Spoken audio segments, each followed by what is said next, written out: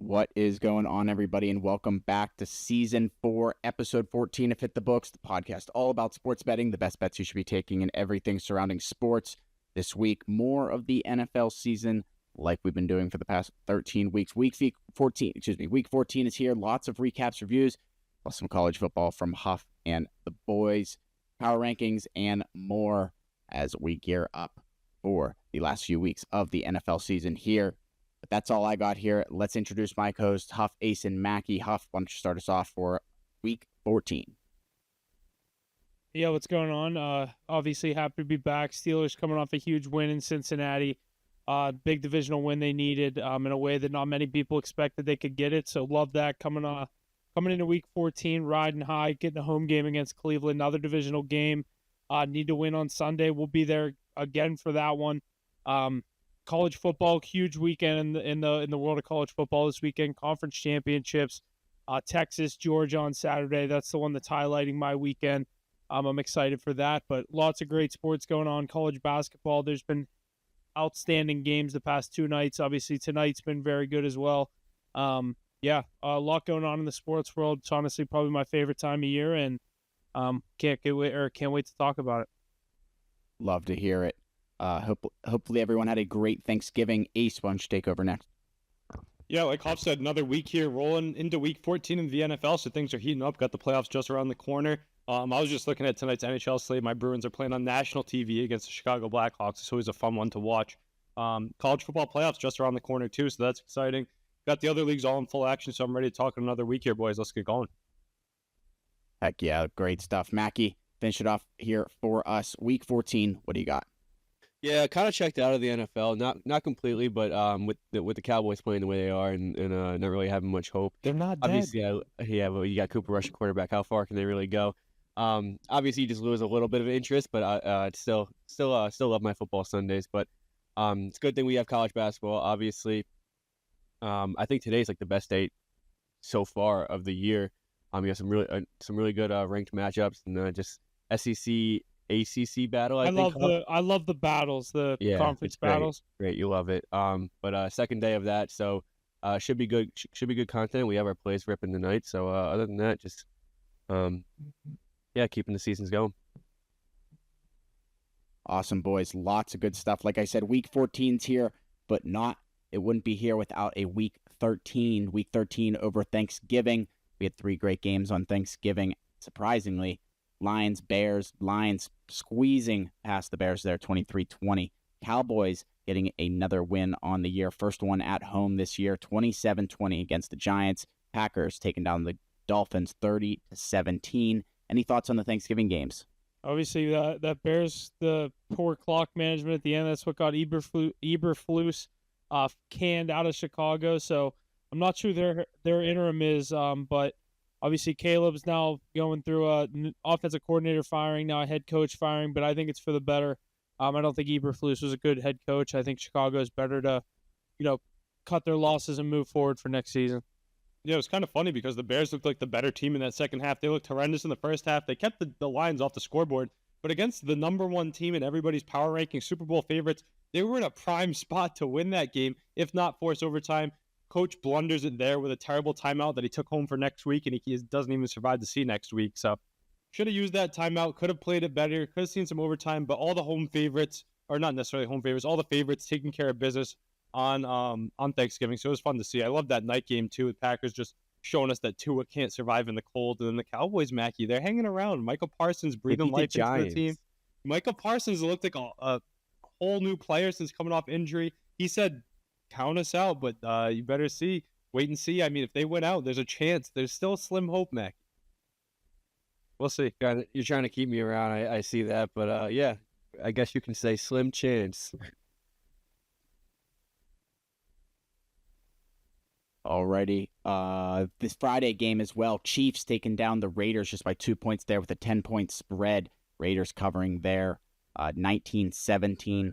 Moving into some of these Sunday games, the Steelers taking down the Bengals for an AFC North matchup, 44-38. Any other games you guys want to hear about? Yeah, I mean, that was a great one. The Ravens and Eagles ended up being another masterclass. Justin Tucker showing us he's kind of a washed goat. And if you guys tuned into the live stream, I told Huff and Haas, I was like, it's going to come down to Justin Tucker. And can he make the kicks? No, because he's washed up. And it went out to show him they got to take him behind the barn and do what they've been needing to do for a while, because it's been costing them games, missing so many kicks in games they lose. But that also says a lot about the Eagles, too. Strong team behind Barkley. The Chiefs, once again, not covering a big spread. Huff said it all day. He's like, I'm going to take the Raiders with the spread. I know it's not the favorite pick, but it's a good one. That trend lives on. Bryce Young looks like a franchise quarterback, much to Mackey's dismay. So that's great to see. Those Chargers keep winning football games. Broncos win a thriller on Monday Night Football. Anything else stand out to you guys? I know Huff's excited about Russell Wilson and what that Steelers offense was able to do in a get-right spot against the Bengals team. Can't brush over that. Obviously, his third 400-yard game of his career. If you would have told me going into this year that Russ was going to have a 400-yard game, even me as a Russ guy probably would have said, I definitely would have taken it, but wouldn't have predicted it. Third in his career, and he gets it, year 13, or I think it's year 13 with the Steelers. Or 13 of his career, year 1 with the Steelers. Love to see it. Steelers get a big win, 44-38, or whatever the final score was. Steelers put up 44. Said that Steelers couldn't win the shootout, and obviously they went in there and did that. But that's how the Steelers play. They play up to the competition. If they need to score points, they're able to score points. When they play teams like the Browns or teams like I always want to say Oakland, Vegas, they play down to their kind of skill level, and they've always done that throughout my whole life. But big game on Sunday against Cleveland. I'm excited to see that game. And obviously, you can't go 0-2 to Cleveland. You're a 6.5-point favorite at home on Sunday. They need that one on Sunday. Yeah, one other team that just keeps finding ways to win. How about those Minnesota Vikings? They may not be doing it in the most electric fashion, but they keep putting up win after win. They're looking like they're primed for a playoff run, maybe even push for that division. Same with the Packers, that NFC North heating up. Baker Mayfield keeping it hot down in Tampa. Surviving the Bryce Young era. He's pushing everybody to the limits. Mahomes, Baker Mayfield. NFC South's going to come down to the wire. So it's pretty interesting seeing the Texans hold on for a big win there as the Colts tighten up that division a little bit. So it'll be interesting to see who can push for their division and push for those wild cards. A lot of still football to be played and decided. How about that snow game, too? I know we can't brush over because the Niners are weak, but that was another masterclass. Gotta love seeing Josh Allen with the lateral in the snow. That was just highlight reel. And back-to-back weeks, we got blessed with the snow game. That's when the good teams come out to win, and we're going to see it more as we approach the postseason. Heck yeah, Bills taking down the 49ers 35-10. The 49ers just could not work in that snow. Josh Allen with a passing, rushing, and receiving touchdown. MVP, shady MVP after that performance. I don't think it's shady. I think he is. I think he's the favorite. Saquon Barkley, though, what about him? Is there a chance he pushes for that role? Yeah, he's breathing down his neck. We kind of said it that one more extended game, Huff, but he could be pushing for that rushing title. Those Eagles being dogs, too, to those Ravens. Eagles are a little underrated. I think everyone was on the Ravens as well as -3 against a 9-2 team. And, the Eagles did what they do best, and they went in there and won that football game. But Jesus Christ, Saquon Barkley, the way he's playing. He's so fucking good, dude. He's so fun to watch. You can't fade those Eagles Without even Devontae Smith, too. A.J. Brown in the mix. I know Goddard's down, but their defense stepping up, too. Just some great football being played. Eagles just find ways to win football games, no matter what it is. Perhaps the biggest threat to those Detroit Lions that everybody's so high on. We'll have to see the Lions bounce back this week after almost slipping Lions up have on a huge Thanksgiving game Day. this week. That could shape up the NFC a little differently if the Lions lose this game. There's obviously that Thursday night game. If Packers win that, they're 10-3. Lions will be 11-2, and they could chase them down for that division. Yeah, the Vikings could tie them. Vikings right there too. I know a lot of people are high on these Lions, but it would be something if the Packers can win that game and make it a really entertaining division race towards the end of the season. I would like to see that heat up and stay competitive. Heck yeah, boys. Lots of good stuff here out of Week 13. Let's jump over to Week 14 here with our power rankings here for this week. Coming in at number 5, the Pittsburgh Steelers. Number 4, the Kansas City Chiefs. Number 3, the Buffalo Bills. Number 2, the Philadelphia Eagles. And number 1, the Detroit Lions. Playing on Thursday night here. What do you guys think about the power rankings heading into Week 14? Should your Steelers be higher, Huff? I thought they should have been 4, but I'll take 5. I think they're definitely a top 5 team in the NFL for that performance. Yeah, getting some respect. Just on the outside looking in, it would have to be teams like the Ravens, the Packers, the Vikings, maybe the Broncos and the Chargers. I think mine was Steelers at 4, Packers at 5, if I remember correctly. Packers playing like that. I think they have the coach, the weapons, the amount of weapons Jordan Love has. Would you leave just out, absurd. Love? I think I originally left that. I think I originally forgot the Bills, and then that was obviously a mistake. So then I bumped the Packers and put the Steelers in down Yeah, more. 'cause I think top 4 are top 4 in my opinion. Solidified. And then 5, you can go Steelers, Vikings, Packers. My first list, I totally forgot the Bills. I think I sent Lions, Eagles, Chiefs, Steelers, Packers. Then I was looking at it. I was like, you were like, oh wait, Josh Allen, the MVP should be in this mix. I was like, yeah, the Bills need to be in here. The Bills only need team to be that's in locked up their division so far, right? Yeah. Yeah, and those Packers and Vikings right on the heels, they could even be division winners. Is it crazy to think that the Bucks are shady on the outside list too there, maybe approaching top 10 territory? I know the Broncos and Chargers there, like I said, maybe the Texans too shady. I don't think they're that great, but I just think the Bucks are too injured to be in that conversation right now. Can that team heat up and get a little bit more healthy going towards the playoffs? Would you, as a division winner, if they're able to edge out the Falcons there, and I guess the Saints? You're high on the Vikings. In your opinion, like say the Vikings continue what they've done. I mean, say they end 13-4. Like, are you Vikings, ever going to put Bucks them in the playoffs? Vikings or the Vikings behind the Bucks? I think Baker Mayfield could win that game. Give me the Bucks and the Vikings-Bucks playoff matchup. Yeah, I'll take Baker Mayfield over Sam Darnold any day. I think against the Packers, it's a whole different story. In a power ranking scenario. I thought you were saying, do you think the Bucks could get in there? Oh, I'm saying get in and make a run in the playoffs. Oh, I thought you meant in our power rankings. Yeah, I think the Bucks could be a threat. With a home advantage, they have guys like Vita Vea. Mike Evans, what about an insane catch last week? I mean, that's vintage Mike Evans. He's 500 plus yards away from 1,000. No, I would like to see him get it. I think it was like 5. Was it 570 going into last week? It's like 480, something like that. It's right around 5. Yeah, so that's doable. That'd be a nice asset for him to get, especially missing a few weeks there. But like I said, that Packers team's a wagon. All those guys that brought in prime-time running back free agents, Saquon Barkley, Derrick Henry, and Josh Jacobs paying dividends, goes to show you maybe you need a running back.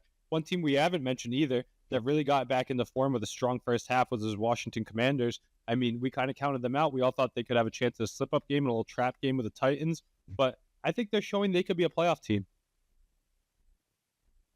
The Commanders? Yeah, I think I think they could be a wild card team.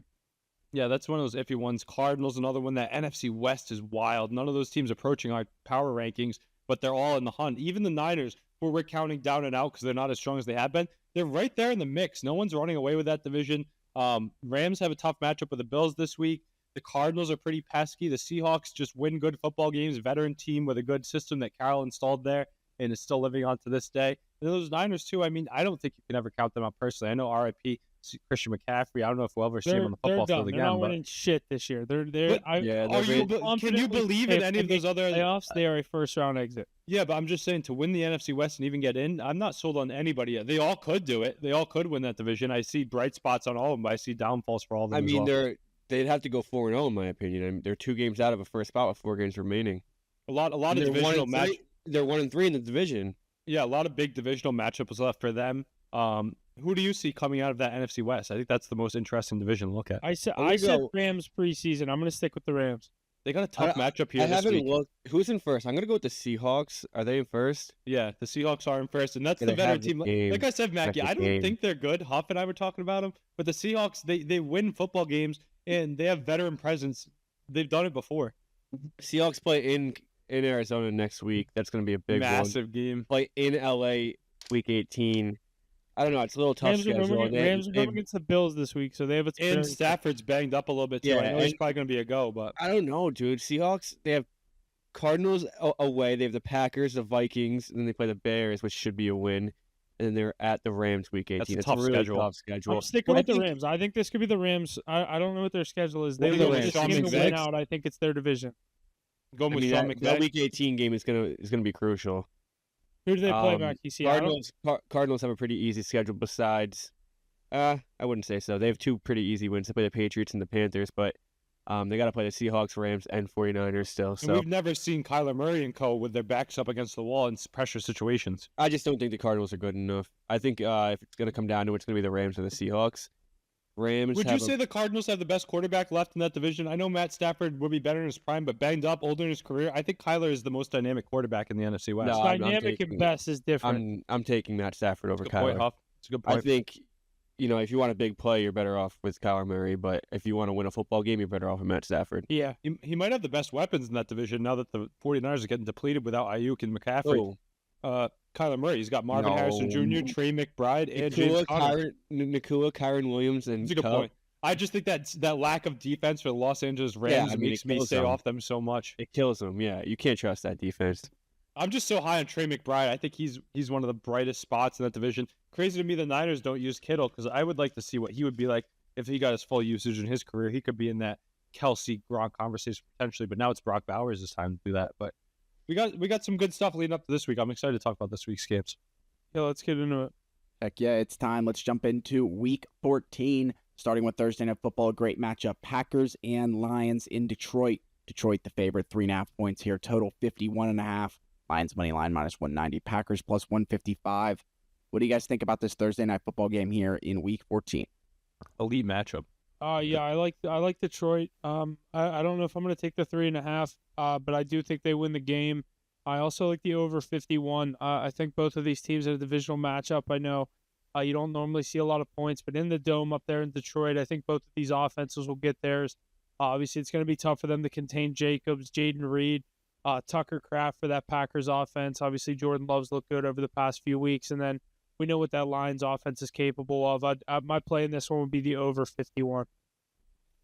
Yeah, I'm not gonna take them because I don't want to fade the Lions, but I do think the Packers win this football game. These teams saw each other less than a month ago, or right around a month ago. It's really hard for two teams to see each other in a month span, and one team come out on top both times. But the Packers are playing really good football. They're only lost in their last 5 games is to these Lions. I think they're gonna be really ready for this football game. It's gonna come down to late game mistakes somebody's gonna slip up sooner or later. But the Packers just got to keep up. It was a really shitty game last time in terms of weather. I think it was pouring the entire time, and obviously better conditions this time in a dome, so you can see Jordan Love slinging the football. That's what they need. They need to keep up with that Lions offense. So, with no weather conditions, you could see a really good game out of that Packers offense, and they're gonna give them room for their money.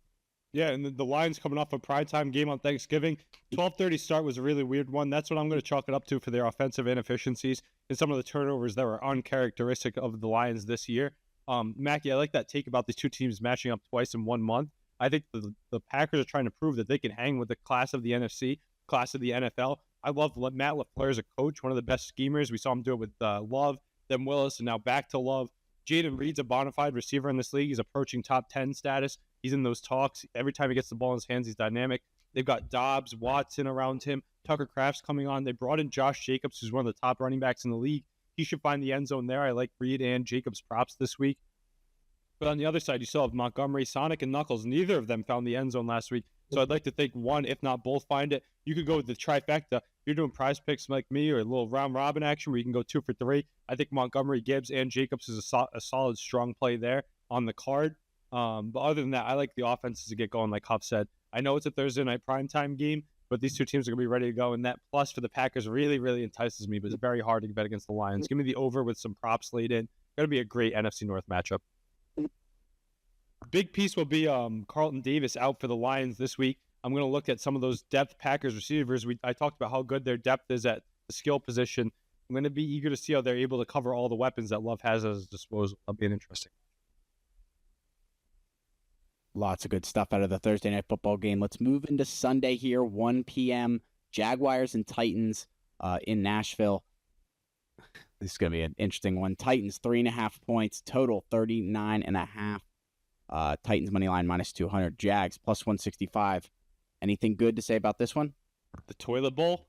I would lean AFC South toilet bowl. I would lean on the Titans at home. It's Mac Jones, Huff. Yeah, it is Mac Jones. Exactly my point. I would lean on the Titans minus the 3.5 at home. Maybe a Tony Pollard touchdown. He's been good for them this year. Keep riding that. He doesn't. I don't know if he scored last week when I said it, but at home he's had some good outings. Give me a Pollard touchdown in this one. Huff, I'm going to tell you one right here that you probably didn't think about. Calvin Ridley revenge game. I had you fire him up in fantasy last week. He had 7 targets, only 2 receptions. I think it's a much different story this week. The Jaguars, the number 1 defense in allowing passing yards to other teams. So I think that Will Levis continues a strong trend. He's been good since the injury, putting up big yards. I know it was all in the second half last week, but he's going to look Ridley's way early and often in a revenge game. I think the Jaguars give up a lot of points. Mac Jones backdoor covered last week. I don't think he does it again this week. I think the Titans can get this one done. I like Ridley to score. I think Pollard, that's not a bad play there. Look for the offense for the Jaguars. Yeah, Westbrook-Akina, he makes barely any catches, but every time he does, it's for 6. Yeah. It is. He has 20 catches and what is it? 9? 9 touchdowns? Yeah, something like that. And he had, what did he have, 2 last week? Oh, I don't know. Did he? Yeah, I believe he had a pair. I And know he Mac had Jones. 20 catches on the season. I'll tell you what, though, Mac touchdowns. Jones, regardless of who's at quarterback, I think they're going to shut down Trevor Lawrence for the year. I would, at least in a lost season, Oh, they after you did. paid him all that money. They did They officially. wait, I just got an alert before we got on. Hold on. You I guys saw he was can questionable, but I was like, talk why would as you you even want. play him the rest of the year? You got Mac Jones, let him ride it out. He's used to the losing season. But regardless of the QB at the helm, Brian Thomas Jr. continues to eat in the season. I mean, last week he looked great. He's going to get force-fed the ball and do a lot with it. No Christian Kirk in the mix, so it's really all him. Ingram mixed in a little bit, Parker Washington. But I like a lot of points in this one. Two weak defenses that are going to give up a lot of air yards. You want to hear the Rappaport tweet? They placed Trevor Lawrence on IR with concussion. He also can allow his left shoulder to heal. His season is almost certainly over. What about that hit he took from Aziz Al-Shaair? Deserving of a 3-game suspension. That guy's been dirty all year long, but Lawrence got lit up as he was giving himself up there. Yeah, that was brutal. I mean, oh my God. I mean, he's so known for his dirty hits too. And then he gave his former apology, but I mean, he's probably That's some old school football right there. yeah. I don't know about that. That's just That's bounty gate foul. football. Yeah. Shout out to Sean Payton. But I think there's a lot of points to this one, a lot of air yards. Even if Mac Jones is at the helm, I expect a lot of big plays, big touchdowns. Awesome stuff to get our 1 p.m. slate started here. Next game, New York Jets, Miami Dolphins in Miami. Dolphins the favorite, 6.5 points for them. Total at 45. Dolphins money line minus 275. Jets plus 225. Ace, you want to get us rolling on this 1 o'clock matchup? Yeah, I want to ask the boys here. Do you think the Dolphins are dead? I know that they're a few games back now, that wild card after a loss last week in the cold, but they're sitting at 5-7. They're technically not out of it yet. A win here would go a long way. Do you think they can beat the Aaron Rodgers Jets? the main question when you ask that is, do you think the Broncos are legit? Because obviously they're catching the Broncos. You have the Chargers and Ravens ahead of them. Play I don't each think other, they're though. catching A them. lot of those teams play each other. I mean, I think they're better than the Colts. I think they'll finish first spot out, but I think the Broncos are putting together enough wins. Bo Nix playing good enough football to where Dolphins are just, it's too late. Broncos You are going to need- be the 7th seed. You would need an utter collapse by the Chargers or Broncos.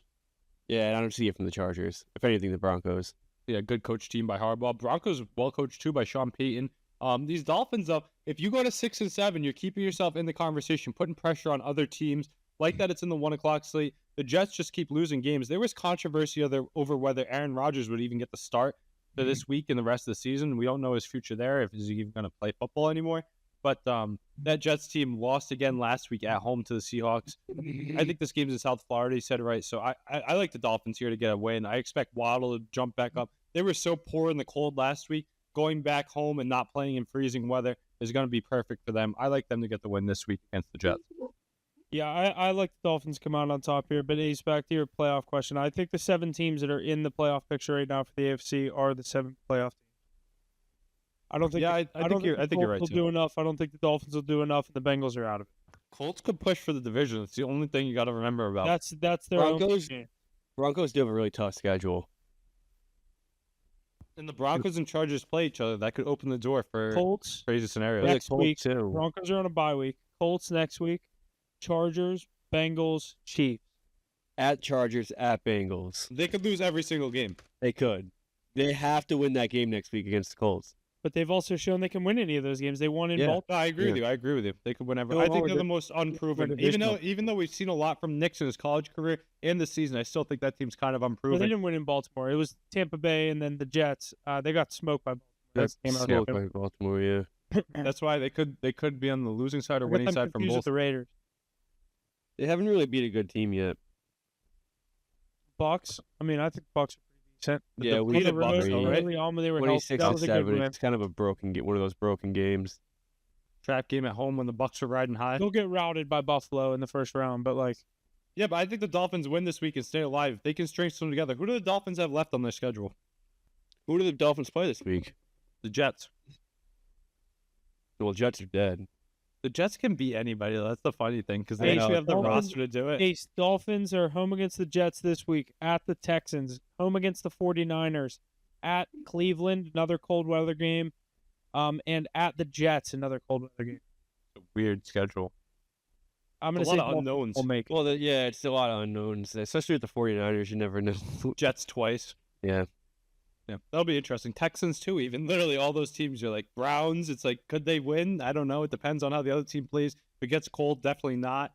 That'll be interesting to watch. I'll So take give me Dolphins -6 here. yeah, -6 is a lot. I don't know if they cover the 6, but I like them to win on the money line.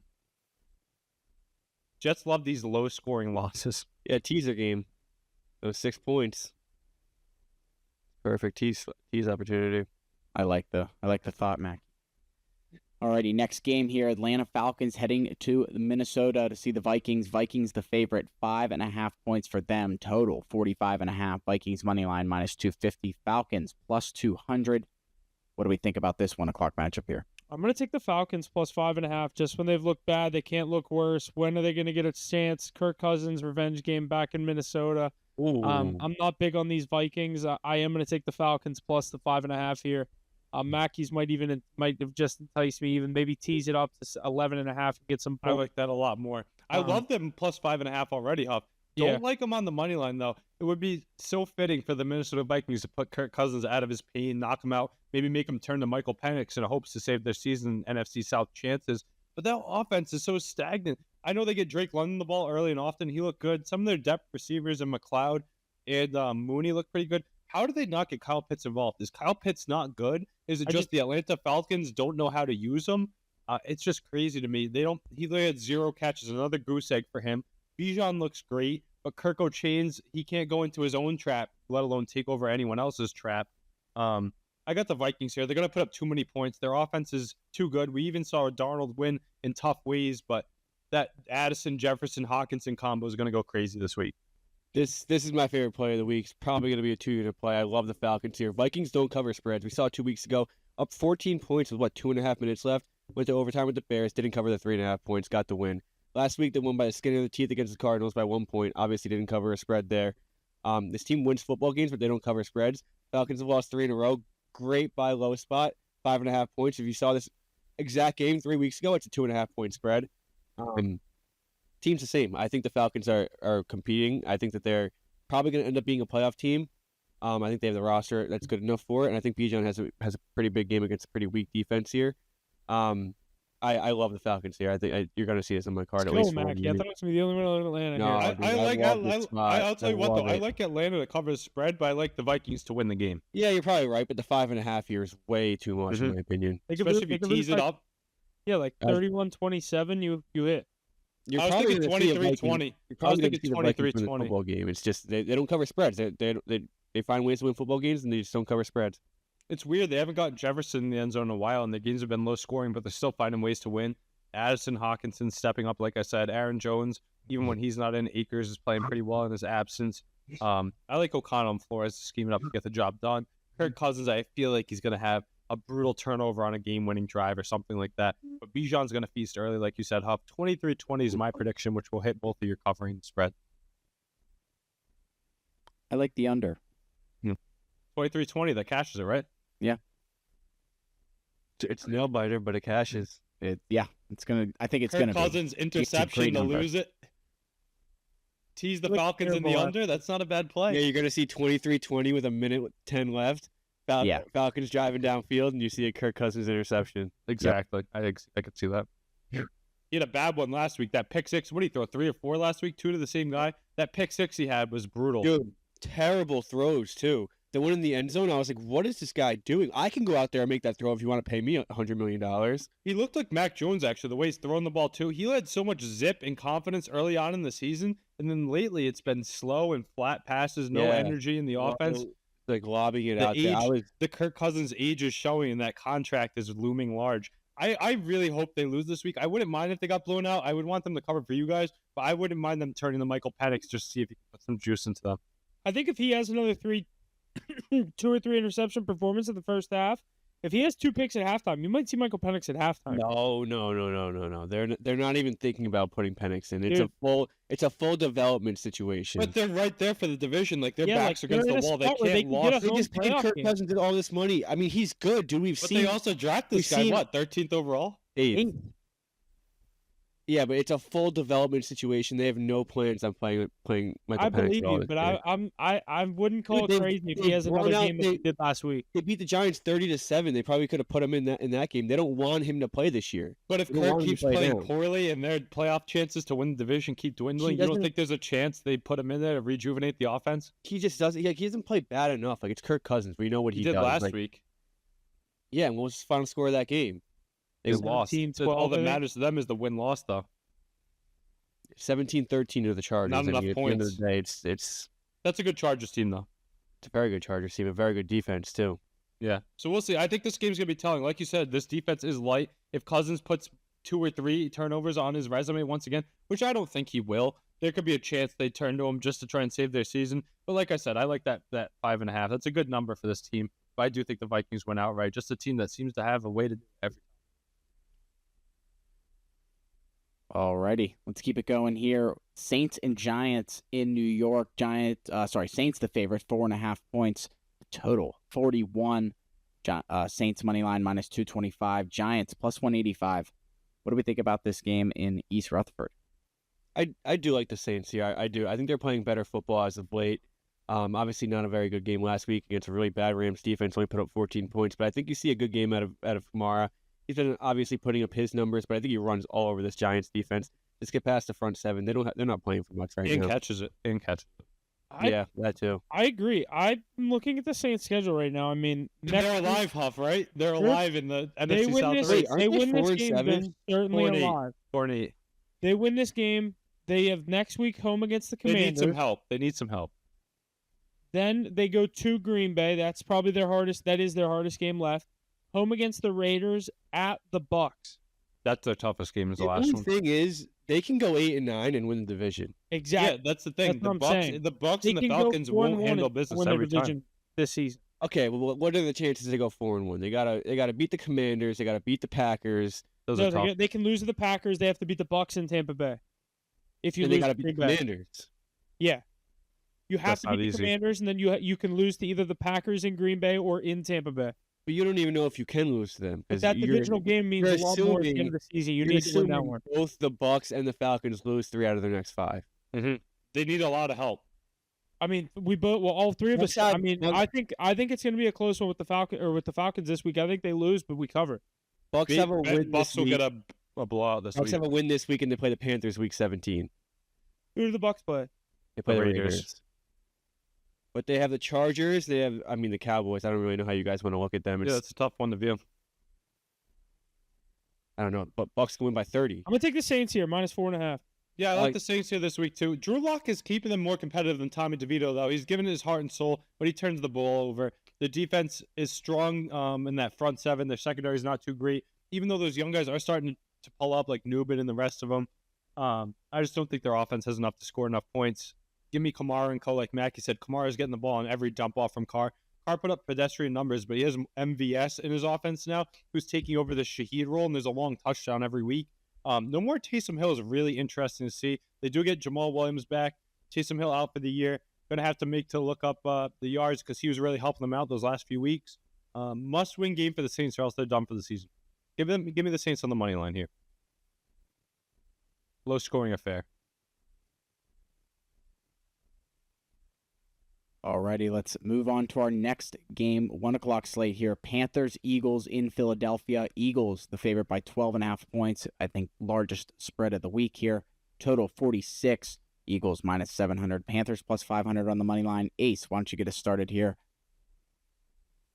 Yeah, Eagles, Panthers. I mean, this Eagles team, we were kind of beating their drum earlier on. We have Saquon Barkley for MVP. Jalen Hurts, the tush push king from the 1-yard line, undeniable. A.J. Brown looking like that top-end receiver that he was meant to be. Should get Devontae Smith back. I know Goddard's out, and that defense is really stepping up. But can Bryce Young keep playing great football? Mackey's favorite quarterback in the league, Bryce Young. He is that guy, Michael Mackey. He is that quarterback Can I for say something Carolina. before you keep going? Yeah. He is playing great football. I will give it to you. Easy, when yeah. I Mackey's when I already made proven the take about Bryce Young, he was by far the worst quarterback in the But league. me and Huff saw it I there. We can say knew now, I this can say- number one pick. I can had say it in him. now that he is playing great football. He's making great throws. He's playing confident You football. know what's crazy though is he's actually going over my expectations. I thought he'd be a a regular starter of that level, but No, he's this- actually showing this is glimpses what of he greatness. was- He can run and he has a dart of an arm sometimes. I just don't understand how he played such terrible football. Me and now neither. it's like he's it's like night going and day. quick, It's dodging the literally run. it's like, it's literally night and day. I just don't understand. Dude, confidence is a crazy thing. PEDs are going confidence, crazy. Situational, like the situation you're in. I feel like this new coach, obviously, he's better off with last year. Remember, they started out with Frank Reich and they fired him like 5 games in. Like he's had 3 head coaches in 2 years. He also got Thielen back too, which helps.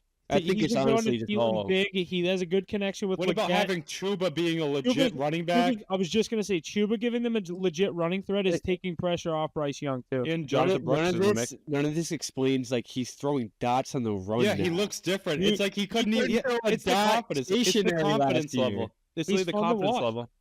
He's He fun is. to It's watch. crazy. I I- didn't think his skill was that I'll high give him- though.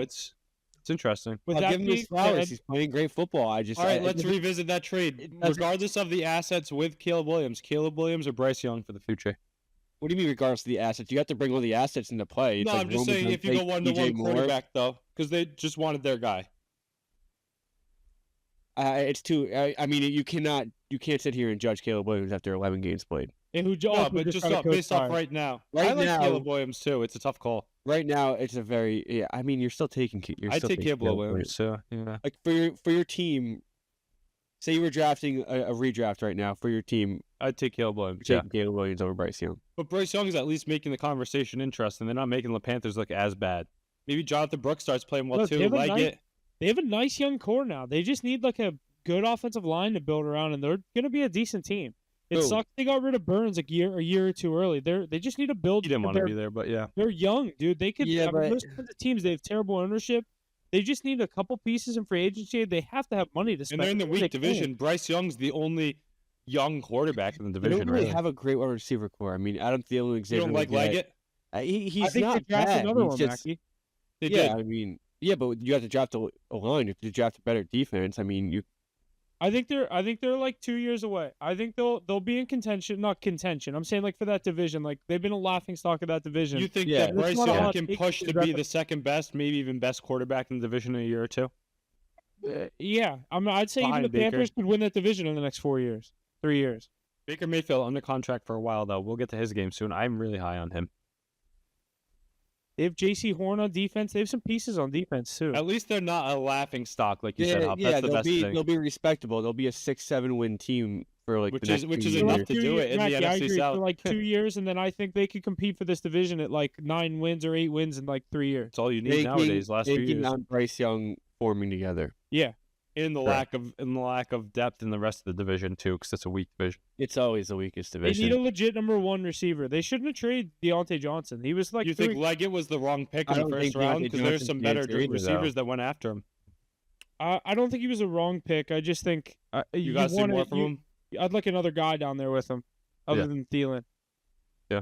They got a lot of young guys. They lost that young tight end as well. They have another young. They With have that Coker being- behind them. With that being said, I don't know what I like in this game. I lean on the over because I do think the Panthers will continue some of their success, but And cover the This is- big number. this is the toughest test that they've had. I'm not going to take them plus 12 because the Eagles can score at absolute will. Saquon's gonna run wild in this. Yeah, I mean Saquon's going to be minus 400 to score a touchdown in this game. I lean over 46. Saquon's gonna go over 100 and have 2 total touchdowns. I think maybe through the air and the ground. He's gonna push for the MVP, and this is a great spot for him to keep doing that. There's 2 ways you could hit the over in this one. Either it's a close game in the 20s and you get it like the normal way, or the Eagles literally The just Eagles kill put up them. 35. Yeah. I could see Saquon Barkley masterclass this week. Expect for him to pop off. I don't know about the other guys though. They might not even throw that much. Look for Barkley to go nuts and be close to covering that big spread. But Bryce Young and the Panthers, good backdoor covers. Mackie wants to take the Panthers plus 12. I know. I'm not even gonna give a take. I don't care about this game. I'm not gonna play. No, I like the Eagles. I really do. With the Cowboys not even in contention, I can be unbiased about it, and I think they're. I honestly think they. Hey, they Micah could be Parsons is good friends with the Eagles. You might as well be too. I'm gonna say they're the second best team in the league. Not a bad take. Alrighty. Moving forward here, Browns and Steelers in Pittsburgh. Another AFC North matchup for the Steelers. Steelers, the favorite, 6.5 points. Total, 44. Steelers money line minus 275. Browns at plus 225. Huff, why don't you get us started here with this game? We're going on Sunday. What do you think?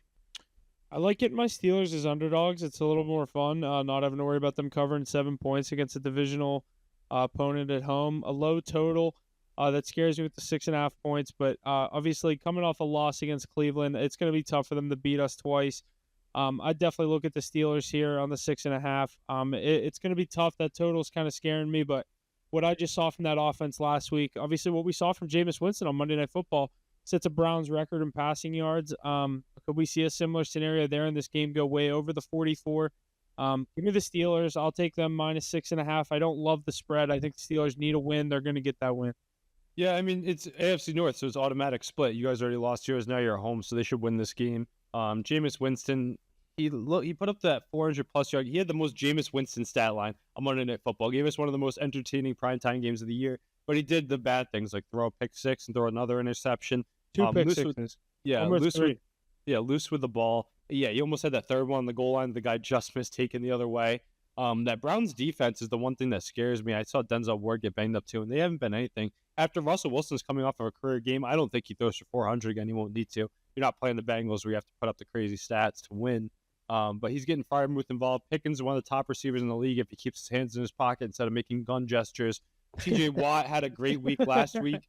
I expect him to stay strong. I've liked Najee Harris too. We said for a while. Jalen Warren's healthy now too, so he's getting involved. But Najee Harris starting to show glimpses of inform himself at Alabama.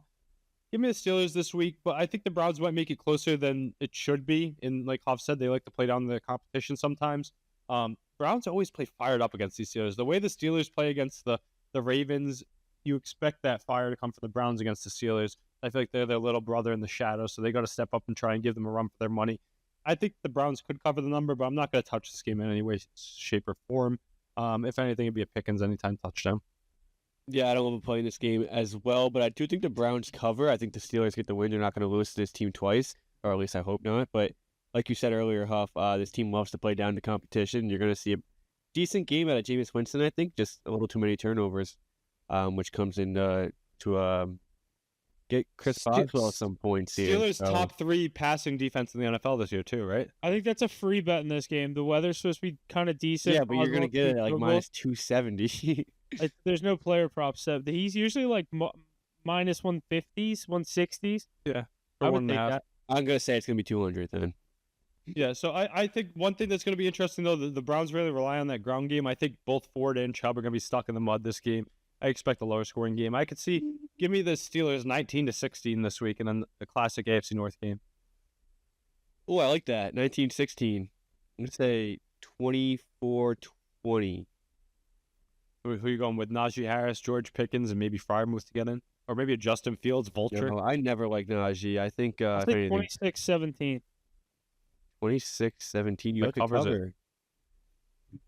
Here's the trend I got here. The Browns are 1-20 straight up, 6-14-1 against the spread in their last 21 games in Pittsburgh. How many of those games when Jameis Winston plays, though, he hasn't played in Pittsburgh.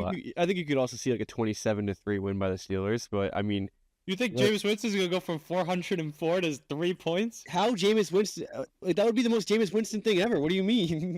Yeah. No, I know. But he looked great with Jerry Jeudy last week. That was a nice little coming out party for him in Cleveland. That revenge game, I can't believe none of us carded it. That revenge game against Denver, he talked the shit and backed it up. He went nuclear for 200 plus and a touchdown. Elijah Moore went over the century mark as well. David Njoku, he's looked really good. I think he's one of the most underrated tight ends in the league, David Njoku is. They have the pieces. I think they'll be able to put up at least 1 or 2 touchdowns this week, but the Steelers are going to keep it slow, low scoring. Like I said, 19-16 this week. Russell gets it done, but he's not going to have that crazy statistical game again. Awesome. Good stuff here. Let's get into our last 1 o'clock game here. The Las Vegas Raiders heading to Tampa Bay to visit the Bucks. The Bucks are the favorite here. 6.5 points for them. Total 46.5. Bucks money line at minus 300. Raiders at plus 240. Ace, get us going on this game. Yeah, it's not the Tampa Bay Buccaneers, it's Tampa Bay Bucky Irvings. That guy's going nuclear since really taking over the starting job. And Rachaad White playing second fiddle as a 1B. He's still putting up big yardage too. I think they both combined for over 200 yards last week. But Bucky Irving's got the juice in his legs. Kind of reminded me of the juice you see from Isaiah Pacheco in his rookie season. Doesn't run the same way, but he's got that, just the juice. He's got the juice in him. Mike Evans is back. He's doing his thing. Keaton's another solid receiver in his secondary role. That defense is strong. I'm a big Vita Vea fan myself. And the Raiders, I think Aiden O'Connell and the Raiders were playing up for that moment like they do against the Chiefs, like they always do. Black Friday game. They love the holiday games, Christmas last year. They should have won that one, but lost. I think they're going to have a much tougher day here. Aiden O'Connell had a great day statistically. He's going to drop back. Maybe you get Zamir White or Alexander Madison back with Amir Abdul. They just signed another rookie off the practice squad too, or activated him off the injury report. I can't remember which it is, but Jacoby Myers and Bowers will get theirs. But I like the Bucks to have a strong day here. Give me the Bucks to cover the number and have a strong day. I could see a defensive touchdown even. Yeah, I like the under in this one. I think it's going to be an uglier matchup. I think the defenses both step up. Obviously, we saw what the Raiders did to the Chiefs last week. Obviously, got them frustrated. Chiefs find a way to win that one, or the refs help them at the end. However you want to word it there. Chiefs squeak out another one. Bucks, on the other hand, obviously a very good defense as well, going up against Aiden O'Connell and that very unskilled Raiders offense. Obviously, they have Brock Bowers, and he's going to get his yards and catches. I look at the under 46. I think that's my favorite play in this game, and that's what I'm going to go with, under 46.5. I would not be shocked to see the Raiders cover this game. Yeah, I'm staying away from these Raiders spreads. I think that I think everyone takes them pretty lightly. They play for the coach too, though. There's got to be so much money on the Bucks. I didn't even look at it yet. Like, they're 6.5. This is going to be the most heaviest bet spread of the week. This is going to be the heaviest bet of the week. Tampa Bay -6. I'm just not gonna have a play in this one. Not one of my favorite games. So you think they win outright, Mackie? The Bucks win this game, right? Yeah. I don't think the Raiders win football games, so I think that the Bucks will win this football game. Bucky Irving, like you were saying, is absolutely incredible. I have him in both my leagues.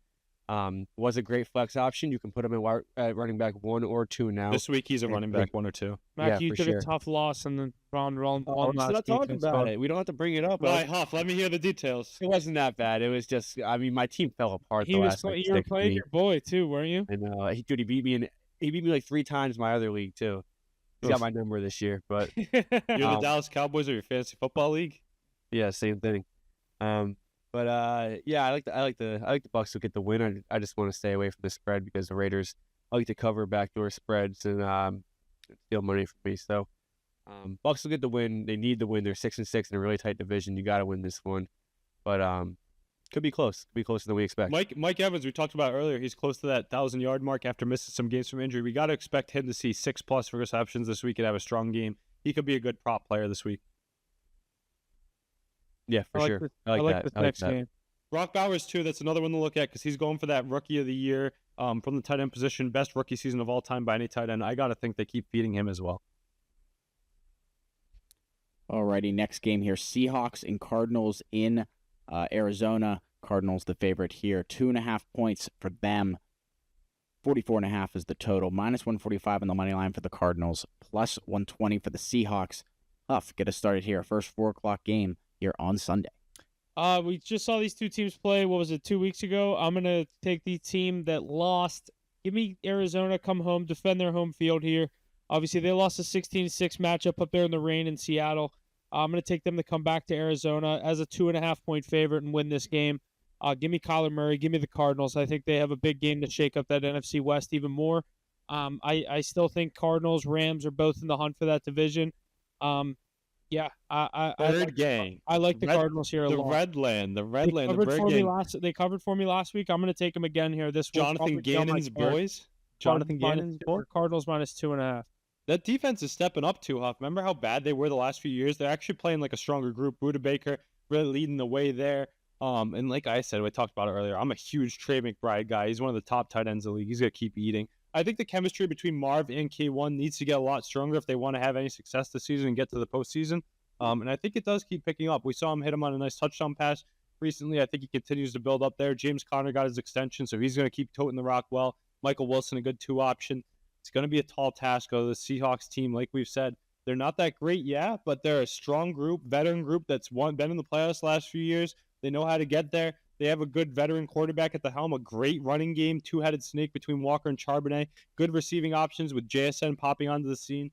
I like the under here because it's a divisional NFC West matchup, but I think that both teams pop off late. Give me a first half under. Give me a Cardinals to win on a Kyler Murray game-winning drive. Mackie, let me know what you think about this one. Big game in the West. I think this game is detrimental to the Seahawks, and I think that they're going to end up winning the division, like I said earlier. So I think that if they find a way to win this game, it's going to be ugly, though. This is going to be one of the uglier games of the week. You're going to see red zone turnovers left and right, I think. I think you're going to see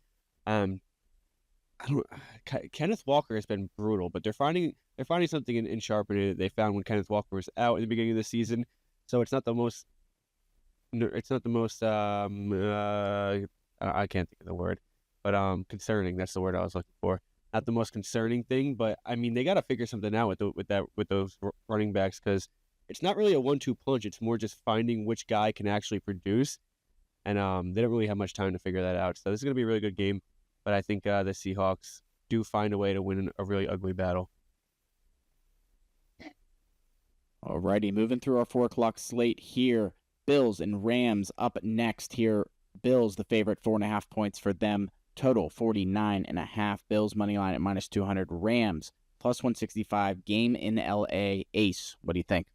Josh Allen's going to go nuclear again this week. He did it in the snow with his offense. Now he gets one of the worst defenses in the NFL. Matt Stafford kind of banged up. I think they might be able to put up some points on offense. I know that the Bills' defense is, I think, the second best against the pass. So I'm interested to see how Stafford does with Nakua and Kupp against one of the top defending groups, secondaries in the league this year. Kyron Williams will probably score. He does every week. I think I hit him at a -200 as my first -200 play of the year. Hit on him to get in the end zone. He'll probably do it again this week. A lot of targets to those two monster receivers in LA, but look for Josh Allen to continue his MVP run. He'll probably run one himself. Huff's boy, James Cook, the cookie he likes to call him, he'll definitely find the end zone yet again. He always does. And I think they might get Keon Coleman and Kincaid back this week. No need to when you already have your division under wraps. So I wouldn't be surprised if they get shelved once again, but if they do get him back, another lift for the offense. But they have so many mouths to feed. Mac Hollins steps up, Khalil Shakir, Amari Cooper, Dawson Knox, whoever it is. They have the bodies and the names. They're looking to take maybe the AFC if the Chiefs slip up. But I think they put up a big number this week. I could see 30 plus, maybe a team total for the Bills here. Mackie? Sorry, I forgot to post the college basketball card. I'm doing it now. This spread makes no sense. Bills should be obviously they're riding, higher than high, 10-2, 4.5 point spread. I know it's cross country indoors. I don't like this. I think this is another one of those traps. I think this will be a pretty common one. I lean on the Bills, I guess, but I would not be surprised to see the Rams cover this the way this spread's telling me this game's going to go.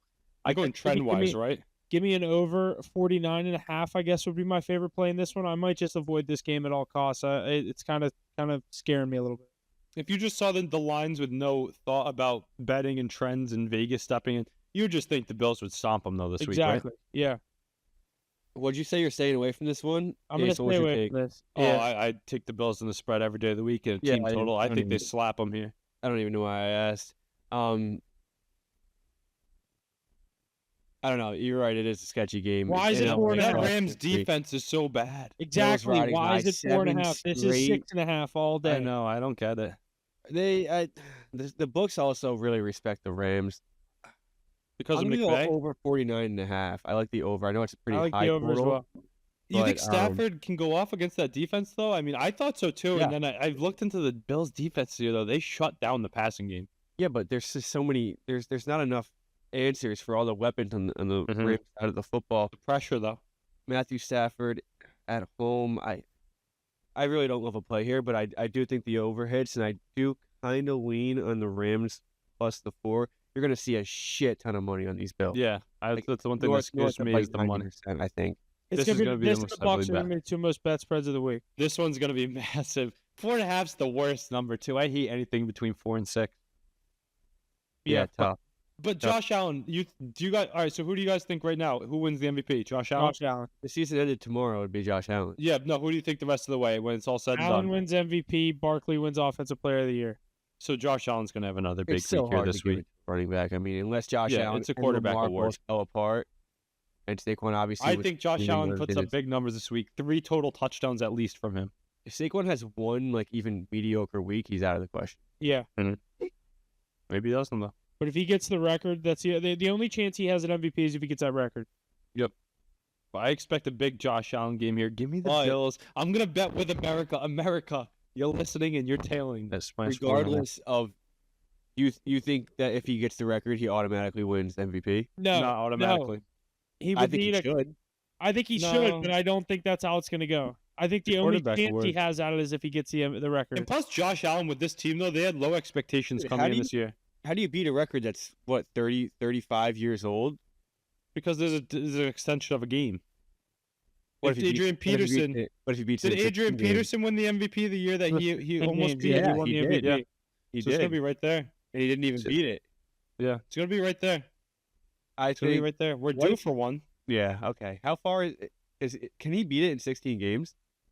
I don't think he will. He's gonna beat it out against saying the it's Giants in that's New York. At possible. the rate of some of these games he's been having, he could have 170 yards against the Panthers on Sunday. Yeah, but he does a lot through the air too, though, doesn't he? I don't know. I don't think they're. I think the Eagles have their eyes set on something more. Obviously, I think Saquon wants that. I don't think they're going to force feed him with his injury history. You don't want to lose him with what they have their hopes on to do. And in we the remember playoffs. that quote earlier in the year from Mic'd Up of them turning the ball and giving it to one of the young guys when they were blowing someone out. And Sirianni's like, I want to get you in there for the record. He's like, no, let the young guys eat. Yeah. He knows he's got to limit himself and be ready for when it matters. Yeah, he's like, dude, we're up 3 touchdowns and there's a minute left. I don't need to go in. But regardless, I'm not getting scared by the line, boys. I know that Vegas is here. I'm taking the Bills to keep rolling this week. Can't hate it. Alrighty. Let's hit up our last 4 o'clock game here. Bears and 49ers. 49ers at home. Also the favorite here. 4 points for them. Total 44. 49ers money line minus 200. Bears plus 165.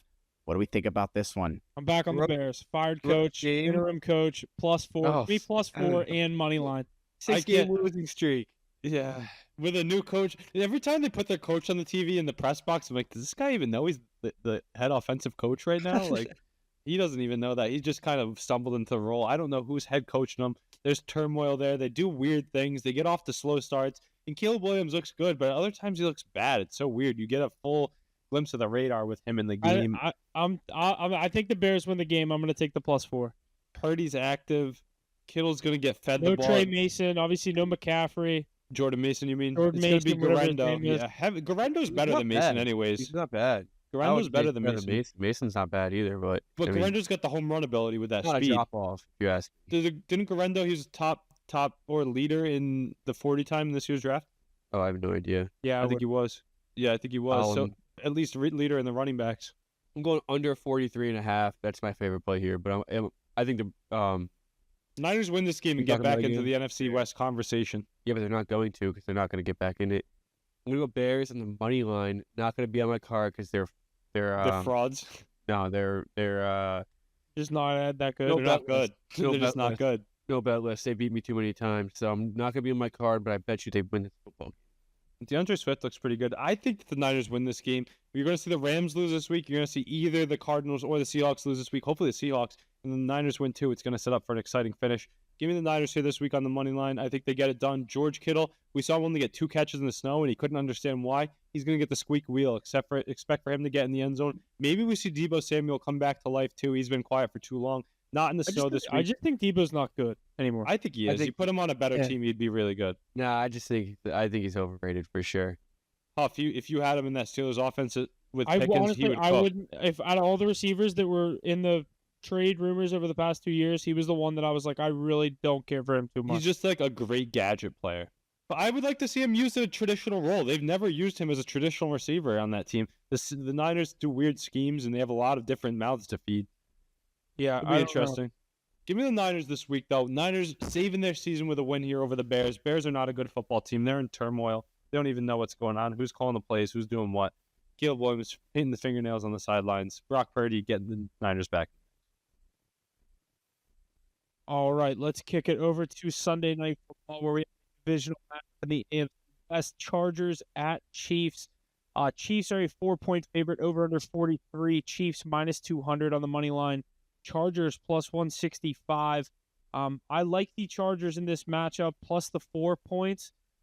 Mackie, I know you mentioned I won't spoil your pick in this one. I lean on them. I'm going to take the points here. I think it'll be a close game. Justin Herbert, this Chargers team has been playing really good football. Chiefs haven't been covering spreads. Obviously, this is a smaller one than what they've had the past couple of weeks. I'm still going to take the Chargers to cover and the Chiefs to just keep up their poor against the spread record. They can't cover spreads. Give me the Chargers plus 4. No Dobbins hurts. I know I said that last week in Atlanta, but I lean in that same spot here. Give me the Chargers plus 4. Mackie, go ahead. Yeah, I'm with you on the plus 4. I think they win this game outright, to be honest, but probably not going to take that against the 11-1 Chiefs because they always find a way. But I love the under on this play, 42.5. Last time these teams played, it was 17-10. Second time teams play around, it's even more conservative. And I think the Chargers defense is probably the best in the league, and obviously the Chiefs defense won them a Super Bowl last year. But I think it's a very an under game. I think you could see a 13-10 game here. A lot of defensive plays. Ladd McConkey might be out too, so you might see Justin Herbert struggling to throw the football. But yeah, I like the Chargers here with the points. I think it's too many, and we know the Chiefs don't cover spreads. I think they're 2-10 against the spread this year. That's pretty good trend to follow. At 11-1, and they have the lowest point differential for any 11-1 team in NFL history. Yeah, worse than those 11-1 Steelers that ended up losing the first round to the Browns too. So could be something to think those about. Steelers, at least the first 11 games when they won, they were kicking the shit out of teams, and then they just turned the tide and they couldn't do anything. Could be something to think about, but then again, that Steelers team did not have Patrick Mahomes, so that's obviously a different scenario. But I do love the Chargers. Baby. I do love the Chargers in this situation. This is not a big game that I refer to as Justin Herbert never winning a big game. It'll be a nice game for him to win, but it doesn't change my opinion yet if he wins this football game. Yeah, I mean, I'm right there with you, Mackie. It's tough for the Chiefs to cover numbers. They never do. They finally get a kind of clean number. You could almost buy it to 3 points if you really wanted to spend that much bread on laying it. But I think they win on the money line here. I think it should stay under as well. Look for both tight ends to stay involved for the Chiefs. It's been nice to have a 2 tight end set with Noah Gray going alongside Travis Kelce. Kelce can't find the end zone in the regular season here, but it's a primetime game. Does that mean Taylor Swift's up in the box and he has to? He'll at least have a big reception game. He's been that blanket for Patrick Mahomes here. Pacheco back in the mix too. He looked good in limited action, so they'll have him and Hunt fired up. DeAndre Hopkins is playing well. Xavier Worthy's getting more and more looks. That Chiefs defense is going to be stout. I'm eager to see how the Chargers are able to operate without a true running game. You're going up against Chris Jones and Spagnuolo, who already rushed the passer and have a strong front. Without J.K. Dobbins in the mix, is it going to be more Vidal? Because Gus Edwards is really just a slow up-the-middle runner who hasn't been effective without Dobbins in the mix. Meanwhile, Ladd McConkey's questionable. He's going to have to be a full go for Herbert to be his primary target because Quentin Johnson likes to drop the ball a lot. Josh Palmer steps up in big situations, and Will Disley's really turned it on. But it's going to be tough for them to find offense if McConkey's not there because their run game's non-existent. Look for Herbert to stay moving too, mobile out of the pocket. Maybe get both quarterbacks on their rushing prop. They're probably pretty low for the two of them who like to scramble and pick up first downs and do whatever it takes. I think it's a really tight contest here this week. Matthew Wright is kicking again for the Chiefs, so none of those big field goals like we see Butker kick. It's funny that we saw Schrader go on the IR too. They've gone through 3 kickers now in a short span. But I like the Chiefs here to win. I could see another 23-20 spot here. Give me Mahomes and crew on the money line here. Maybe you have to conjure up some of that voodoo devil magic to find something crazy to win at the end. But I think they will. Primetime Chiefs, that's where Patrick Mahomes pops off. Look for him to go over on his passing yard prop as well. Should be another Chiefs victory. That'll be a tight one in which the Chargers lose to their big brothers in strong fashion. But shout out to Jim Harbaugh. Jim Harbaugh? The Raven. Yeah, Jim Harbaugh. Shout out to Jim Harbaugh for bringing this team back to the way it was. Strong defense, great play, and a lot of guys all out there. That O-line strong again for Herbert. So it's going to be a great football game. Love the Sunday Night Football matchup. All right, we'll kick it over to Monday night where we have Joe Burrow and the Bengals heading to Dallas. Dallas is a 5.5-point home dog. Almost said home favorite. Home dog for the Cowboys over under 49.5. Cowboys money line plus 200. Bengals minus 250. Ace, or Mackie, let's start with your Cowboys. Cowboys money line. What a hard game to read with the way the Cowboys are playing. This is how, I'm obviously not a Cowboys fan. If I'm you, I want them to lose these kinds of games. But they're not going to. They're going to get back in the hunt. They're also not bad enough to where they're going to get a top pick anyway. But it's you don't want to be picking like 16th. Like you could be picking like 12th. Yeah, but they're not going to go 0-5 in the next 5 games. They're just not bad enough. Their defense is too good. They're in a situation where they play the Panthers still. They're in a situation where they're just not good. They're not going to make the playoffs. They're just not going to get a top 5 pick. So weird spot. I don't really care if they win or lose. I'm kind of checked out from them anyway. But in a game like this, I think you just got to take the points. Take the +5 on the Cowboys. And the over. Too many uncertainties. We know the Bengals defense likes to get lit up. But you could see a lot of points here with the over 49. It's very high, but I don't really love a player in this game. Maybe I saw a lot of reports about Brandon Cooks getting into the mix. We saw CeeDee Lamb pull himself from the Thanksgiving game. Does he have a bounce back game? Shoemaker's been nice stepping in for Ferguson. Dowdle's really coming to life. I think Rush has a big game here. Burrow and Chase will definitely get theirs. I like the over here this week. I like the Cowboys on the money line too to keep their season alive. Micah Parsons is going to be giving Joe Burrow fits. I could go with a nice little sack parlay. Give me Hendrickson, one of the league leaders, and Micah Parsons to get a sack this week. I think they're going to get all after it, but there's going to be a lot of air yards, a lot of touchdowns. Cowboys in the over this week. I kind of lean on the Bengals here. I think this is one of the weeks that they'll kind of flirt with. They'll get to 5-8, kind of be back. Everyone will say they're back in the hunt, or the Bengals dead. I'm not. I'm personally not thinking either of these teams can make a playoff push. I probably won't have a side on this game. I do lean on the total to go over though. Yeah, it should be a lot of offense though in this game. A lot of primetime players on the outside, expect them to get in the end zone. Absolutely. And we'll kick it over to the NHL. Our power rankings for this week start out as the Dallas Stars at number 5, the Vegas Golden Knights at 4, Washington Capitals at number 3, Winnipeg Jets at 2 for the first time this season, and the new number 1, the Minnesota Wild. What are you Wild guys are thinking lagging. about this list? What's going on in Minnesota that they've turned the tide this quickly? They did a nice little rebuild. They have great depth all throughout the lineup. The goalies are playing well. Gustafson's stepping up. Fleury in his last year is probably one of the top backups in the league, in my opinion. And then Kaprizov's pushing for the Hart. So, what else do you guys think about the team? I like the young guys that they have around them too. Boldy and Faber are really good players that they put into the system. Yeah, I'm big on this Minnesota team as well. Like you said, Matt Boldy and Brock Faber, those guys. I mean, even when they were coming up playing in college and stuff, you knew that they were going to be those top young guys. But they're even playing better than anybody Good depth expected. around them too. They're playing great hockey right now. Good for them. They've had this coming. So I like how many good guys they have. They have Hartman and Eric Sinek, and you just keep going down the list. You're like, wow, these guys could be second or third line players elsewhere, and they're playing bottom 6 roles for this Wild. Well-coached team in a good state of hockey. I expect them to continue to play strong. Maybe not lead the West. I expect a little bit of slip up here as we get later into the year, but they're definitely a playoff team nonetheless as it gets weaker towards the bottom of that Western Conference. The Jets, we know how great they are in the regular season. Compare them to the likes of the Ravens, the 76ers, the Yankees, teams that just roll in the regular season and then fizzle out in the playoffs, led by their Vezina goalie Connor Hellebuck, and then the teams around them. They're a good team. The Devils just missing the ranking. Huff, I know you had them pretty high in your ranking. I think that's a really good team too, but the Capitals, what they've been doing so far early on, you got to acknowledge it. Tough loss last night to the Sharks, but the Knights are a really good team too. They just beat they held the Connor McDavid Oilers to 0 goals last night. That was nice to see. And talk about depth. I mean, ever since they came into the league, they have superstars throughout the whole lineup. I'm super high on the Stars, who we have at the bottom of our list. I think they're going to jump up even higher. That team is loaded. They're primed for a cup run this year. I know they fizzle out in the playoffs too, like the Jets, but I think they could push for a Stanley Cup this year.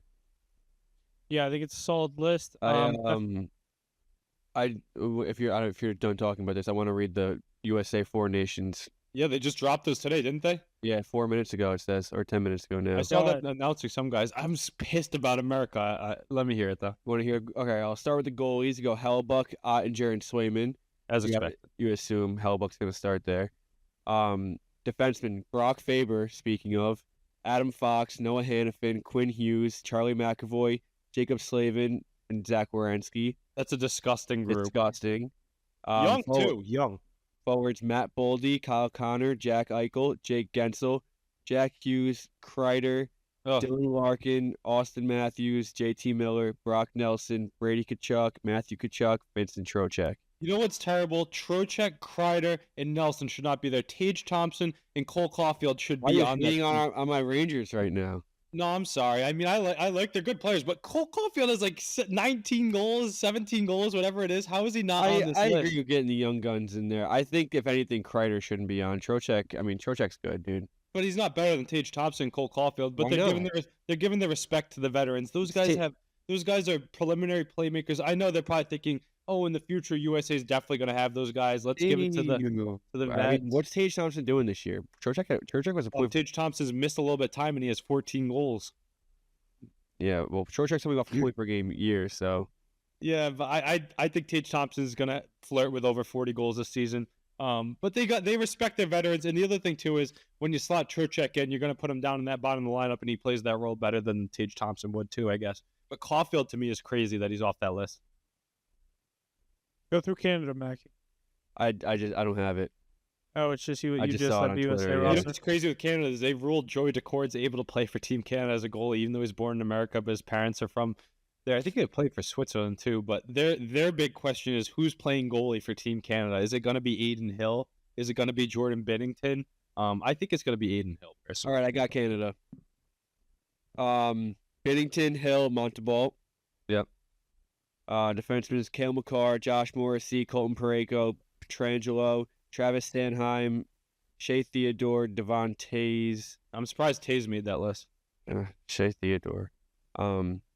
Forward, Sam Bennett, Anthony Cirelli, Sidney Crosby, Brendan Hagel, Seth Jarvis, Travis Konechny, Nathan McKinnon, Brad Marchand, Mitch Martiner, Connor McDavid, Braden Point, Sam Reinhart, Mark Stone. That's crazy. I that think Mark USA Stone still matches gets up added. really well. The only thing Canada's one of the weakest in the field. Their goaltending is Canada has the non-existent. 3 best players in the world, though. Yeah, Yeah, their offense is loaded. Their defense is solid. And their 1, goaltending 2, is and weak. 3. They have Cale Makar, McKinnon, and But Connor Team McDavid. USA has the young guns And- up front, and then And they you have. Sidney Crosby. But the Team you USA just has the happen to have goaltending. Crosby there. Team USA has the goaltending and the defense that'll carry them. I think USA has a better roster, but I think Canada has the 4 best The higher players. top end talent Yes. on the Yeah, Canada offensive has side. the stars. USA is probably deeper. Yeah, USA, and you know what's nice to see as Americans is the future of Olympics and these 4 nations challenges and whatnot. These guys are just young, and the Americans keep getting better and better at a young age. Canada There's has no weak, Macklin Celebrini on either of those lists yet. Canada has Connor Bedard either. Canada has weak goaltending too. I'm surprised Bedard didn't get the nod over a Mark Stone or an Anthony Cirelli. Yeah, he's 19 years old. I'm sure he'll play in a lot of these. Yeah, that's how I think that's the thought process with Celebrini, Bedard, Caulfield, Thompson. These young guys that are deserving of these accolades will be there eventually. The Sweden team is going to be really good too. Finland, they're solid, definitely, but that Sweden team's nasty. I was looking at some of their projections, and they could win the whole thing. Sweden always pushes in these world tournaments for the whole thing, but yeah, hockey's heating up. We'll get some more coverage on that as we go, but I'm looking for that 4 nations. What was that February, I want to say? I don't know. Not sure.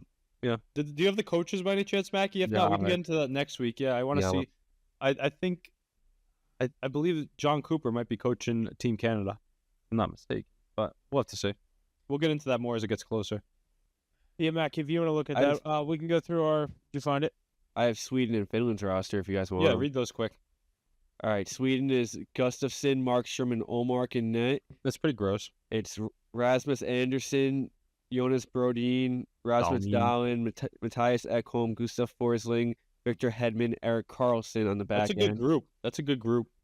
Victor Arvidsson, Philip Forsberg, Gustav Nyquist in the first line. I like Forsberg. Jesper Bratt, William Karlsson, Elias Pettersson, Leo Carlson, Adrian Kempe, Lucas Raymond on the third line. Joel Eriksson, Elias Lindholm, Mika Zibanejad in the fourth line. I don't know how Mika Zibanejad has made any team, but notoriety. You got to get those big names out there. And they're playing. Aren't they playing in MSG too? I have no idea. I think there's a game in MSG, so you got to get the Rangers on these rosters. But Lucas Raymond for the Red Wings, that guy is a stud. He's popping off this year. And then Elias Pettersson is starting to find his groove over there in Vancouver. So William Nylander is the last forward in there. And then Finland will go Lankinen, Lankinen? No, I said that wrong. Lankinen, Akko-Pekka Luukkonen. Well, yeah, however the hell UPL? How do you say that? Akko-Pekka Luukkonen. UPL, come on, he's good. And Saros, who is probably going to be starting. Yeah. Yep. And you got, I don't even know who this is, Yanni Hakampa. Oh, Hakpana? Yeah. Oh, is it the new guy with all the great quotes? Hopkana? No, I don't think that's him. Hopkana's been in the league for a little bit, defenseman. Miro Heiskanen, Esa Lindell, Ali Mata, Nico Mikkola, Rasmus Ristolainen, Juuso Valimaki. I don't know I'm a big Miro Heiskanen. Heiskanen. Oh, Valimaki's pretty good. I'm a big Miro Heiskanen fan. Sebastian Aho, Eric Halla, Anton Lindell is the first line. Joel Armia, Rupe Hintz, Eetu Listarainen, second line. Barkov, Kako, Ranton in third line. I like that line. That's gross, yeah. Granlund, Line, Teravainen, fourth line, and then fifth. I guess the only player in the fifth line, Arturi Lehkonen. Yeah, and you know who's been nice is Granlund over there in San Jose. I was watching that Sharks game last night, and him paired with Macklin Celebrini on that first power play is something to watch. If you guys ever get a chance, you're watching some West Coast up late, throw on the Sharks. That Macklin Celebrini-led team is a wagon to watch. That power play is electric. So many skill guys. Will Smith, William Eklund. Did Eklund make any of those teams, Mac? Did you mention his name? Yeah, I did. Yeah. He's playing. Yeah, he's a good player too. A lot of those young guys on the Sharks, I love watching them. Much more fun than watching the Blackhawks. But those are good lists. All 4 of those teams can push for it. I think Finland obviously the weakest, but with Saros and net, you can get anything done. Absolutely. We'll transition over into the NBA, and then we'll touch on some of these college football games this weekend. NBA power rankings go as follows. Mackey's New York Knicks at 5. The Houston Rockets slide up a spot to 4. Oklahoma City at 3. Cleveland at 2. And Ace, your Celtics back at the 1 spot. As they should I be. think it's a pretty solid list. I've been impressed with Houston. Another couple, obviously not the team, but Wembanyama's been going absolutely crazy down in San Antonio. I have been tuning into a few of those games. I think I set that stat line over his past, 10 games. His numbers have been crazy. He's been really fun to watch. Stephon Castle's been another good piece for them. I think that Spurs team is pretty good. The record doesn't show it, but Houston's been very fun to watch. That's another team I've kind of picked up this year. Mackie, your Knicks hanging around in that picture, but Cleveland and Boston have stayed kind of the class of the league so far through the first quarter of the season, are we? Mm-hmm. And OKC's still doing their thing without Chet Holmgren, too. That's pretty interesting to me. What about Orlando sticking around in the mix, too, without Paolo? Great, yeah. They need to Playing get really him good. back. He's out for a while, though. No, the Knicks Yeah. smoked them last night, though. Lakers, Nuggets, Bucks. Which one are you most worried about as they're kind of approaching the 500 mark? Nuggets. Most worried about? No Oh, way. you mean like worried, like, or worried I wouldn't want to them see? fizzling out and not being as good as they should be. Lakers. Bucks. I'd say Lakers. Yeah. Bucks are on a I 7-game think all three of them will goddamn. start getting a little bit better, but yeah, I thought you interesting meant like to see them. worried, like which one would you want to Oh, see out yeah, of yeah. those three? Yeah, Oh, no, I no, agree with you a yeah, lot. definitely the Nuggets. They're Nuggets are the one I would That not was want to three. see out of those three for sure. Most Yeah. surprising team early on, I think the Pacers starting kind of slow. They need to pick it back up. They're kind actually of the falling out the Rockets. mix. Rockets are definitely the most surprising team to start. I'm saying negatively. Oh, yeah. Sixers 5-14. Yeah, but isn't that expected with all the drama and bad. injuries? They were definitely not expected 5-14. You got Paul George, Tyrese Maxey, and Joel Embiid on the same roster. I think we all said what a bad signing Paul George is. to the Yeah. Sixers. Did they get Jared McCain too? No one expected him to be Yeah, that I good. mean, He's on he's fire. 20 points a He game. was the only one that needed to step up because Maxey was hurt, right? Mackie, you watching this Baylor game? I can't watch it here. Been great. No closet 21-15. No closet TV. Let's touch on some of these college football games, then we'll get out of here. Maryland's up um, 25-9. Who was it? Yeah, Maryland. We took Yeah, I them. have- You took. I them. have Well, that. it's your I haven't play, watched but it. I couldn't find it on my it's TV, on so I have Big Ten UConn on. Network. Oh, Big Ten. All right. Big Ten Network. All right. Let's see. We'll get into some of these college football games this weekend. Not necessarily the spreads. We'll get some plays out there, Mackie. If we would just want to touch on who we like, Ace, you as well, if you want to chime in here. Mountain West Championship. Obviously, we get Boise State, UNLV. UNLV's had a hell of a season. Kind of sneaky. Obviously, we've seen Boise State at the top of the rankings all year. UNLV's now 10-2 on the year. Boise State's a 4-point spread in this game. Where is this matchup? It's probably This in has some. got to be crazy- Genty's last chance to prove that he should have the Heisman, right? If he has a massive It's- game here, it's could he gone. steal it back? It's gone. He's not winning Heisman. Is which this? is Yeah, stupid, it's gone. This is at Boise State, which is kind of crazy. I thought they're all neutral sites. I guess the Mountain No, West I is think they're not. home teams. Huh? Am I wrong? They don't play at home? Oh, no, yeah, No, you're this right. is. I just looked at this. This is in Boise. You're Right. right. This is your last chance for a home game. Yeah. Actually, you can get one in the CFP too, can't you, or no? Yeah, you They can get one in the played- first round. of the These two CFP. teams played earlier in the season in Las Vegas, and Boise won 29-24. They get to play at Boise now. I think Boise's a better team. Ashton Genty should have 2 touchdowns in this game. I like Boise to get the win. I like them to cover as well. Yeah. I don't have much to say about this AAC final, Army Tulane. It's not even. Yeah, no, don't even get into Yeah, it. nothing to say there. We'll go in order here. Big 12 championship, Iowa State, Arizona State. I'm gonna go with Arizona State. Yeah, I'm that's a gonna good go team. Iowa State. I'm not gonna say. I don't want You're a Arizona. cyclone through and through. Basketball. Yeah. basketball. I was Oh, gonna say, I like am. Arizona State. I am. You're I like right. Arizona State too here. I think they've been pretty good this year. I don't It's want a anyone fun coming. turnaround team. I just don't want anyone coming into the Big 12 for the first Winning it year in their and first year. winning the conference. So I'm gonna go Iowa State here to protect their roots. Yeah, that would be very Iowa State to do that too. The next game, Georgia, Texas, SEC championship. This game is being played at, I want to say Mercedes-Benz in Atlanta. You're yes, correct. Texas now a 2.5-point favorite. Mackie, who do you like in this one? Oh, Jesus Christ, dude! This know is who I gonna be like, such baby. a good game. I'm gonna go Texas. Rematch. I'll go I Texas. wanted this. I called this after Texas- they lost. I said I want Georgia in the SEC championship. Texas They is beat getting favorited. murdered. Texas doesn't though. have a big win. Give me Texas minus 2.5. Everyone's going to be on Georgia in this game. They're In getting Atlanta, too. murdered. No, Texas is getting murdered, dude. No. Dude, they have like 92% already. Oh, really? Oh, you're Yeah, saying on the right. spread. I thought you were saying you think they're going to get murdered. Oh, no. I'm talking about like on the line. Like they're getting so much Let me more. see it. I didn't see it. Texas, Oregon, and Arizona State are getting hammered. I would take Oregon. That's a good bet. But I do like Texas, and I do like Oregon. I would take both of those. Spoiler on my Big Ten prediction. I think Oregon murders Penn State. Yeah, I think it's a 28-7 game. I can't fucking find college football. Where the fuck is college football? There it is. SEC. What are you looking at? Trying to see the money on this game. Yeah, 75% on Texas money line. I saw Ben Fox tweeted. You know him, right? Yeah. Yeah, I like Texas in this matchup. Big Ten championship later on that night where is the Big Ten championship? Lucas Oil, Mackey? 3, 2, yes, Lucas Oil. Penn State, Oregon. Oregon 3.5-point favorite. Oregon, obviously, Mackey just said, is getting hammered on the spread. I do think they cover this game. James Franklin does not get up for big games. I thought they were going to do it against Ohio State this year. They couldn't get it done. Give me Oregon minus the 3.5. Mackey, what do you think? Yeah, I think that they should cover with flying colors. I think you could take them alternate minus 7.5, probably plus 250, 200. It'll be clean. And last one, ACC championship. Where is this game being played at? Let's see. Bank of America, the Carolina Panthers Stadium. It is the Clemson Tigers and the SMU Mustangs. SMU is a 2.5-point favorite.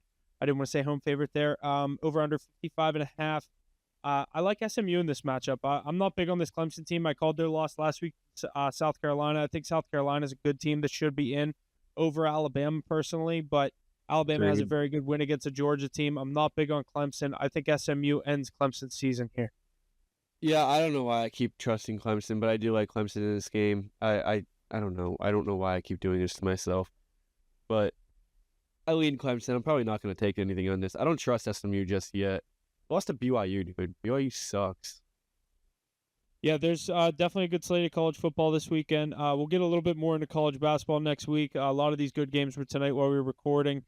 But other than that, I mean, you guys got anything else you want to get into? We want to wrap this up. No, I got 12%. We should probably get going. All Yeah, right. it's a good week. Looking forward to the live stream this week, though. Going to get it popping again.